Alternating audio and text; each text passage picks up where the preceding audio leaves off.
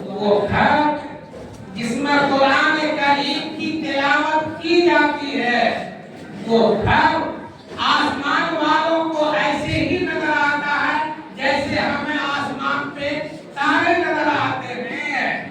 اور تارے ہمیں کتنے خوبصورت معلوم ہوتے ہیں. وہ گھر جس میں قرآن کریم کی تلاوت ہوتی ہے، وہ گھر آسمان والوں کی نگاہ میں اتنی ہی قیمتی اور خوبصورت ہوتا ہے. جس گھر میں قرآن کریم کی تلاوت ہوتی ہے، بھوت پریت جنات شیطان اس سے دور بھاگ جاتے ہیں. خیر و برکت کا نزول ہوتا ہے. ملائکہ رحمت انہیں ڈھانپ لیتے ہیں اور فرشتے ان کے لیے دعائیں مغفرت کرتے رہتے ہیں کہ ہم نہیں چاہتے ملائکہ رحمت ہمارے گھروں میں آئے، کہ ہم نہیں چاہتے ہیں شیطان بھوت پریت جنات ہمارے گھر سے بھاگ جائے. ہم شیطانوں اور بھوتوں اور جناتوں سے کتنے پریشان ہوتے ہیں.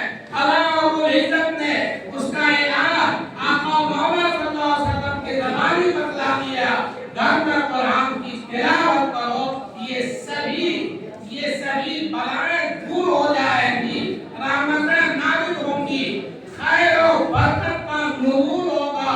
برکت کا مفہوم یہ نہیں سمجھیے گا 10 روپیہ 20 روپیہ ہو جائے گا، بلکہ 10 روپیہ میں آپ کا اتنا کام ہو جائے گا جتنا کام آپ 100 روپے میں بھی نہیں کر سکتے تھے.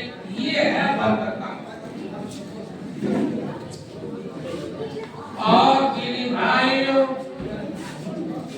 آگے آقا مولا صلی اللہ علیہ وسلم نے ارشاد فرمایا، من تلا قرآن فاستظہرہ فأحل حلالہ وحرم حرامہ ادخلہ اللہ الجنہ.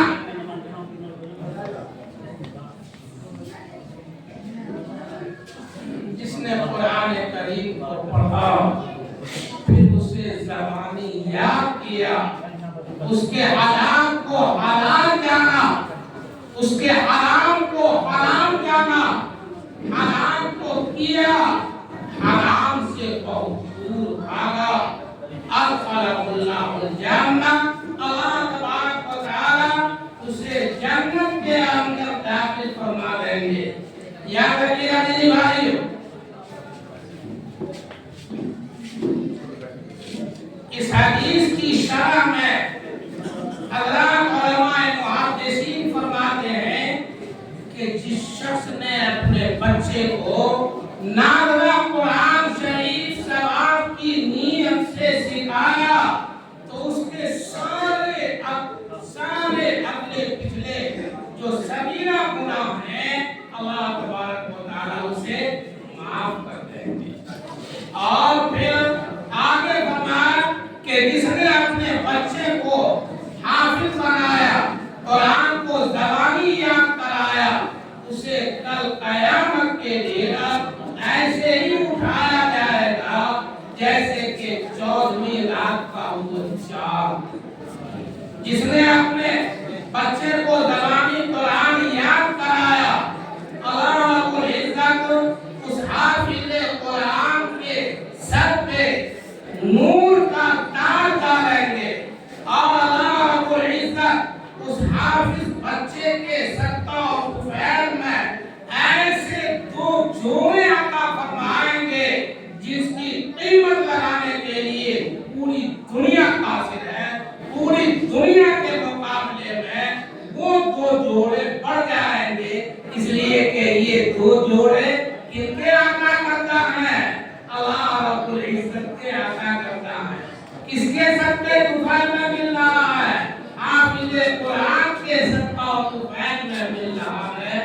اس لیے دینی بھائیوں، حفظ قرآن کی نعمت کو آسان بہت قیمتی نعمت سمجھیے گا، اس سے بڑھ کر کوئی نعمت نہیں. اور آگے اللہ رب العزت نے ارشاد، آگے آقا نے فرمایا کہ وَشَفَّعَهُ فِي عَشَرَةٍ مِّنْ أَهْلِ بَيْتِهِ، اس حافظ قرآن کو اللہ تبارک و تعالیٰ سفارش کرنے کا حق عطا فرمائیں گے. کیا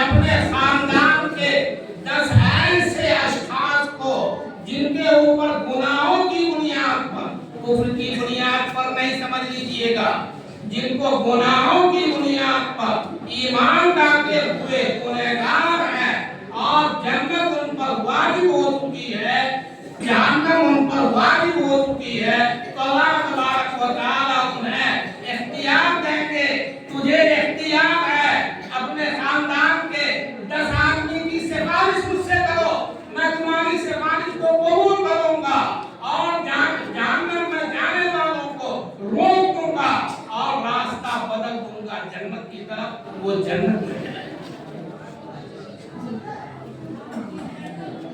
और बातें बहुत लंबी हो गई, एक रिवायत और सुन लीजिए आप। अनबी गौसे और तो या रसूलुल्लाह औसनी ऐसे अबू बकर फरमाते हैं कि मैंने रसूलुल्लाह सल्लल्लाहु अलैहि वसल्लम से दरख्वास्त की, अल्लाह के रसूल मुझको नसीहत